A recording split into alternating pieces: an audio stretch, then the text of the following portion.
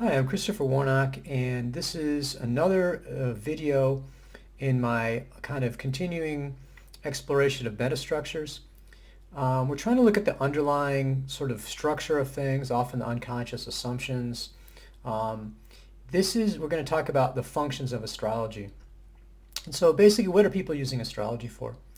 And as I go into this, I want to be clear that I don't, I mean, obviously I can see I'm somewhat opinionated about it, but ultimately I don't want to put a value judgment on these various uses. I don't want to be saying this is bad or this is wrong or whatever, or pointing the finger. I just wanted to be clear about let's, take a searching look at what we're actually doing here.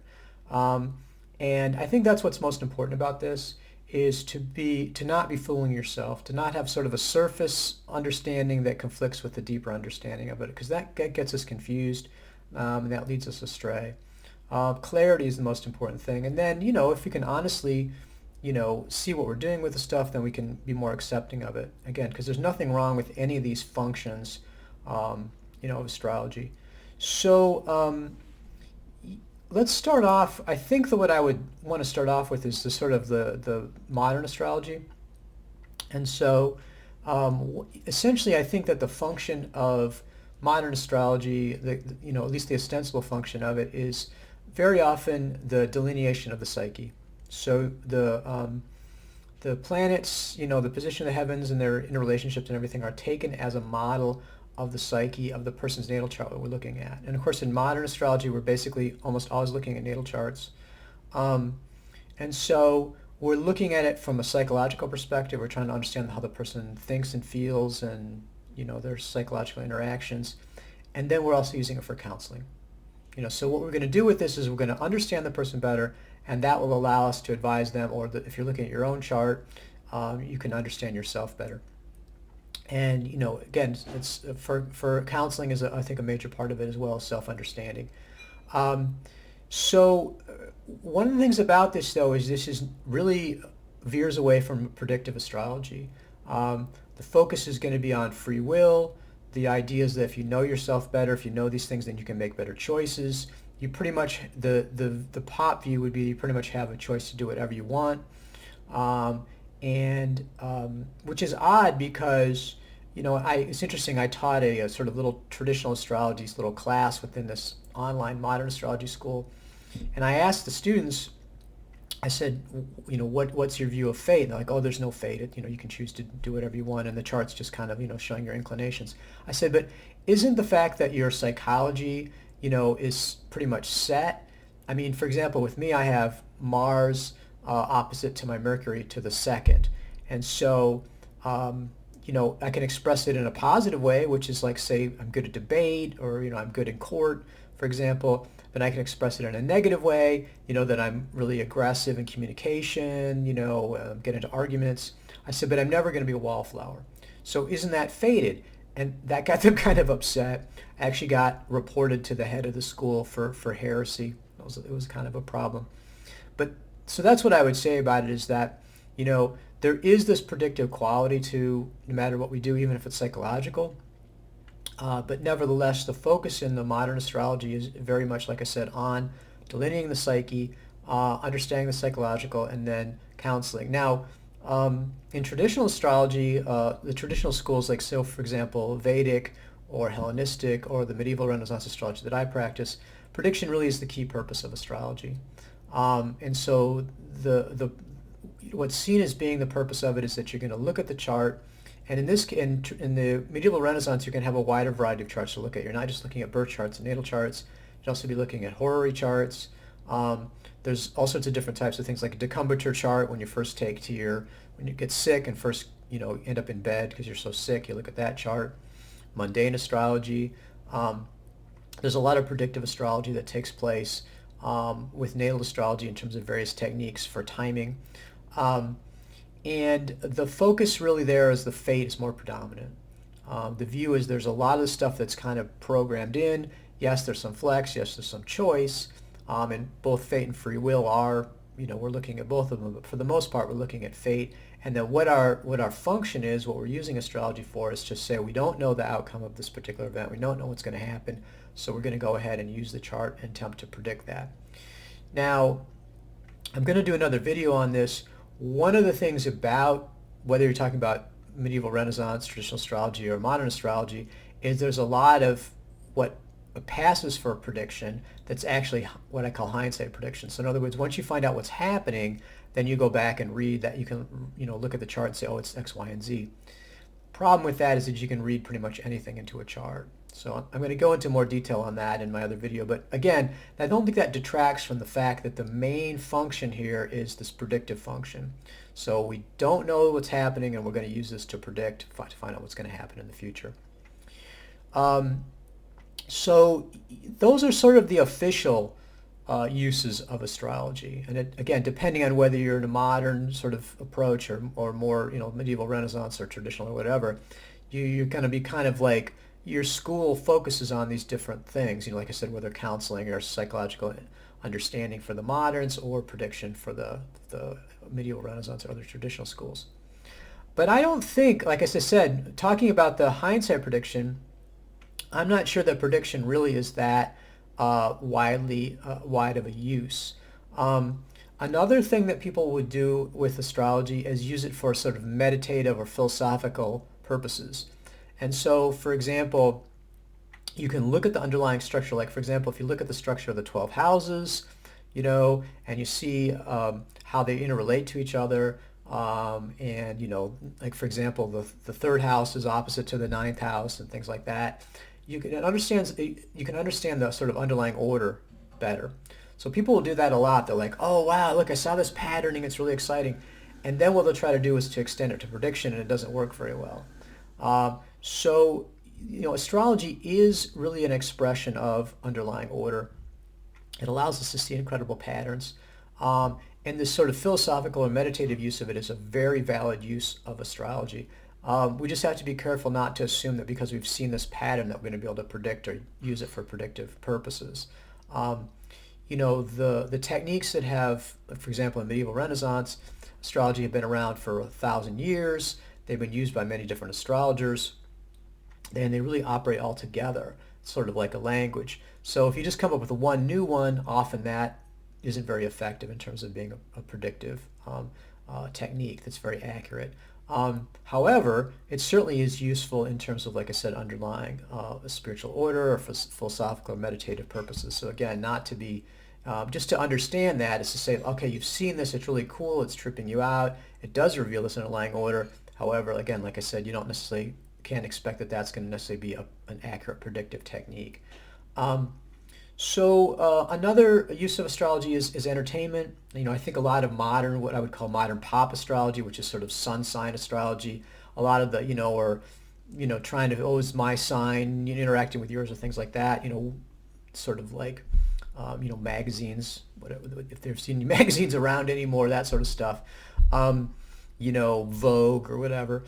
Something that's not focused on astrology, but it's kind of adding the astrology, and it's just, again, for entertainment. These are typically going to be very positive and pretty vague. So you're going to be able to fit, 12 signs is, you've only got 12 classifications. All 7 billion people in the world have to fit into one of those classifications. So obviously they can't be that focused or that precise. And again, they're influenced by modern astrologies that are going to be more psychological, and can be vague. So a lot of the stuff, like I said, and I think it's presented purely for entertainment value as well, just for fun. And again, nothing wrong with that, as long as you recognize that this is not, it doesn't have any purpose other than entertainment. It's not that useful for predictive purposes. That's fine, and it doesn't have to be for predictive purposes. I mean, that's not required, not necessary.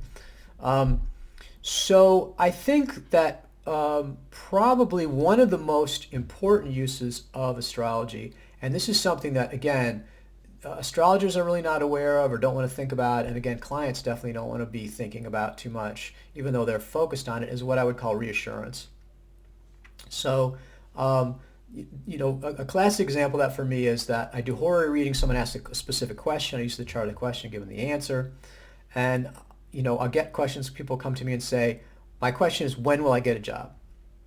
And, my immediate response back to that is to say, is it going to be helpful for you for me to come back and say, you're not going to get a job? Because the form of that question is not, will I get a job or not? The question, it's when will I get a job, right? So we're assuming a positive answer. So is it going to be in a week? Is it going to be in, 3 months? Because I really need one and I want to feel better. I'm paying you, so you'll make me feel better. So you reassure me that everything's going to be okay.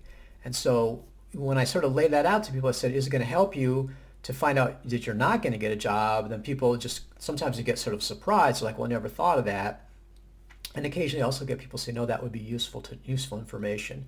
And so in order to really do a horror read, you have to be ready to accept a yes or no answer. And a when will I question really is a root question. The root question there is, will it happen at all? I mean, if you say, when will I become president of the United States? It's like, that's obviously that's not necessarily going to happen. In fact, it's probably not going to happen. So you really can't force the answer. You can't force it to be positive. And really, a lot of the stuff that what we're doing is, people are looking for that reassurance. And unfortunately, like I said, horror astrology, medieval Renaissance horror astrology is not very good for reassurance because it's very much of a predictive technique, and given, the fact that you haven't had a job, whatever, for 6 months, it's certainly possible you're not going to get another one for another 6 months, or not, within the horror looks out a year, we're not going to get a job within a year. So negatives, a no is always possible. Failure is always an option in reality. So if you're looking for a reassurance reading, then you would probably want to be doing something more modern that's more vague, or more and more positive. The problem is that it's not going to be very reassuring to know you're doing a reassurance reading. And so the wrap with that is sort of like, tell me the truth, but tell me what I want to hear. And this does exert a strong pull on astrologers. There's a desire, you want to have, I encounter that with my students. It bothers them to have to tell people no. It bothers them that people, care about something enough to ask a horary question, for example, and then they're getting back an answer that's not in alliance, in accordance with what they want to hear. But if you're going to do horary that's strongly predictive, you just kind of have to get used to that and do your best to give the client a straight answer. But there is this pull, keep the client happy. You want to give them some hope. I mean, this is all sort of, again, it depends on what your focus is. And there can be this sort of tacit conspiracy where the astrologer tells the client what they want to hear, and then the client doesn't tell the astrologer that they got it wrong, and it's kind of easier to fudge these things if you're doing it on the phone or Zoom, because it's not written down. Your memory can kind of play tricks with you. I notice that clients have a tendency to either remember that you got it, really wrong or really right, and usually it's somewhere in between. That their memory of your accuracy is not particularly accurate itself. So again, this is a tricky one, because if the astrologer or the client are aware that they're seeking a reassurance reading, then it's not very reassuring, and you're running the risk of getting an answer that's not what you want to hear. Now, for example, I do a lot of I Ching readings, the sort of computer ones. I can just get this computer thing and just pop up the question. The way I treat that is I do, from time to time, like I said, I can feel the pull of that reassurance.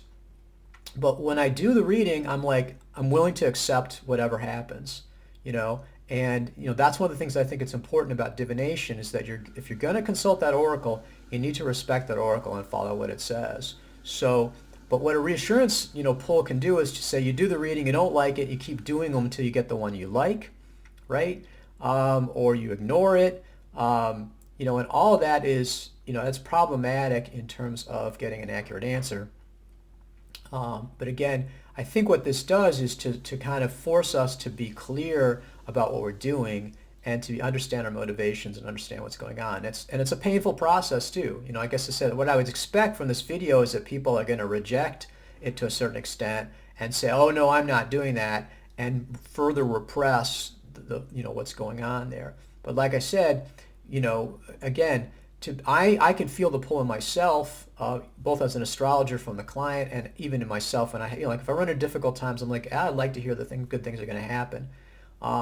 So like I said, if I do a reading, I'm going to be ready to accept whether it's negative or positive. And that's one thing I like about, if I do the I Ching, I'll do ask for a current situation. So that's, that gives me a sense of what's happening right now, what's going on, whether I'm going from good to bad, bad to good, whatever, whatever that's what's ever happening. It's very useful. But it doesn't, it's not for the next 10 years. It's not like, I'm not having to make this, long-term commitment to maybe getting a negative answer that I don't want. And that's something I would say about horary is that if you're not ready to hear a no, you don't want to ask the question. You need to be ready for have both a yes or no answer and be ready for that predictive, answer, and then be in a situation to do something with that information. So again, something useful to think about. Again, nothing wrong with a reassurance reading, but it's just something that you need to be aware of as an astrologer, and also, potentially as a client. Though I think it's really the astrologers that, because we're meeting with this repeatedly, that we have to think about it and just be aware of that's going on both in ourselves and our clients. Another purpose of astrology is, I think it's related to the reassurance, is giving a sense of control. And so, bad stuff happens, and it's easier to deal with if we have this sense that, okay, I know what's going on. I think Mercury retrograde is a classic example of that. It's clearly not predictive because if you say Mercury retrograde, we don't know what's going to happen in advance. We don't know if something bad's going to happen at all. It's almost invariably used to hindsight. So something happens, you say, "Oh, that's Mercury retrograde. That's the cause of it." But it's not something we could have predicted in advance. So for me, there has to be some skepticism about whether that's predictive or not. Since you can't make any kind of specific prediction at all about what's going to happen with Mercury retrograde, and stuff happens bad that's not Mercury retrograde, and stuff that happens under Mercury retrograde doesn't have anything to do with Mercury, just sort of, basically bad stuff happens. My tendency is to say, look, this is looking for a sense of control. We want to understand what's happening, so we want to assign things to it rather than being a predictive thing. And again, nothing wrong with that. I have to say that personally, I tend to be rather superstitious. And so, for example, I don't like the number 13. And so if I have 13 emails in my inbox, I'm going to try to respond to one or deal with it, and so I don't have 13. Or if I have 13 exhibits, like in a court case, I almost like to skip those if I can skip the 13th one. What I would say about that is that I recognize what's going on there, and so it makes me feel uncomfortable. So if I'm in a situation where I can actually change it without too much disruption, then I go ahead and change it. But for example, if I've been driving on the highway for 10 hours, I was exhausted, I needed to sleep, I was going to just going to be possibly having an accident if I didn't, and I pull up and the only room in the hotel is number 13, I'm going to take that.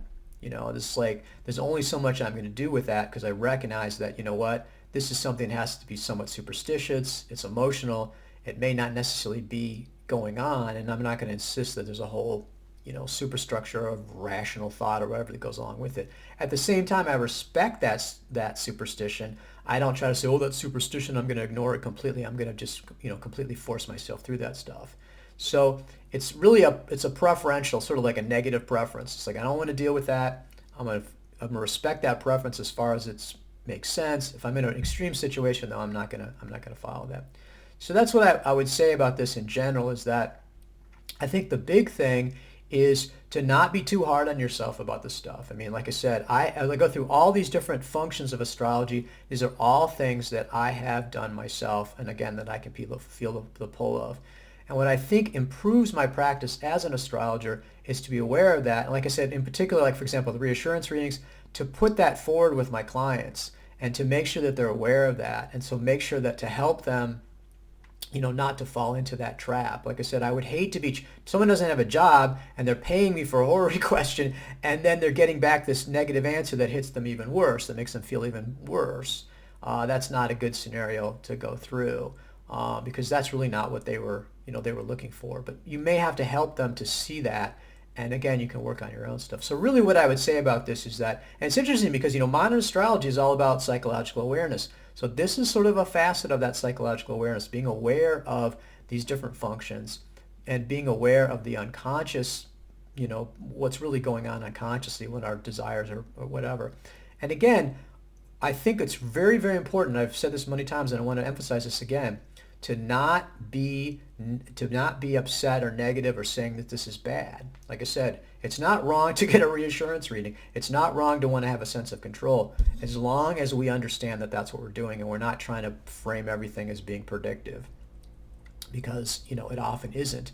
And by having this unconscious difference between what we're doing and what's actually going on, it distorts your practice. And so ultimately what I'm calling for here is clarity. Like I said, while my practice is strong and predictive, like I said, I do lots of psychological natal readings as well. I see the value in that. I see the value in all these different uses of it. So the key is just to be clear about what you're doing, to understand that there's these different functions, and then I think this really helps illuminate your practice as an astrologer. And I think it's also helpful for people as clients of astrologers and as we're doing the astrology work ourselves. So I hope that's helpful. Again, this is somewhat of a painful process to actually be looking at ourselves. There's almost some shadow stuff here that goes on, unconscious assumptions. It's always different, but it's very valuable. And I think it's one of the most useful processes as far as going through this is increased self-awareness. So again, I hope you found that useful, and I'm going to look forward to doing more of these videos on, again, continuing to focus on metastructures and looking deeply into the metastructures of astrology and astrological magic.